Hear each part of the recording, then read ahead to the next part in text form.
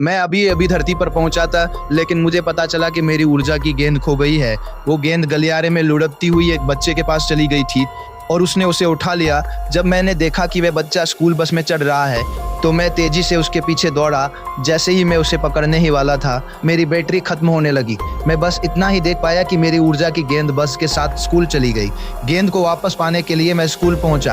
अंदर जाने की कोशिश की, लेकिन गार्ड ने मुझे रोक दिया और मुझे पीछे हटना पड़ा। फिर मैंने चुपके से अंदर घुसने की कोशिश की, पर गार्ड ने मुझे दोबारा पकड़ लिया। मैं हार नहीं मानना चाहता था, लेकिन मेरी बैटरी में सिर्फ 1% चार्ज बचा था। तभी मैं एक इलेक्ट्रिक कार के शोरूम में घुस गया।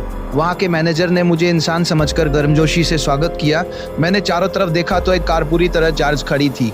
मैं जल्दी से उस कार की ओर बढ़ा, लेकिन जैसे ही दरवाजे तक पहुंचा, मेरी पूरी ऊर्जा खत्म हो गई। मैनेजर को लगा कि मैं कार का निचला हिस्सा देख रहा हूं। उसने सोचा कि शायद मुझे डिटेल्स जाननी है। जब मैं कोई जवाब नहीं दे पाया, तो उसने मेरी मदद की और मुझे कार में बैठा दिया। वो खुद भी पास में बैठ गया और कार की खूबियां बताने लगा। उसी समय मैंने चुपके से चार्जिंग केबल निकाली और उसे अपने चार्जिंग पोर्ट में लगा लिया। जैसे ही करंट बहने लगा, मैं धीरे धीरे ऊर्जा खींचने लगा। मैनेजर को लगा कि मैं कार को ध्यान से देख रहा हूँ, इसलिए वो लगातार फीचर्स समझाता रहा। मैं ऊपर से सुन रहा था, लेकिन अंदर ही अंदर ऊर्जा सोख रहा था। अचानक कार बंद हो गई। मैनेजर हैरान हो गया।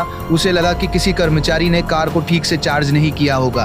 तुरंत मैंने केबल निकाली और दूसरी कार में जाकर बैठ गया। वहां पहुंचकर फिर से चार्जिंग केबल अपने पोर्ट में लगा ली।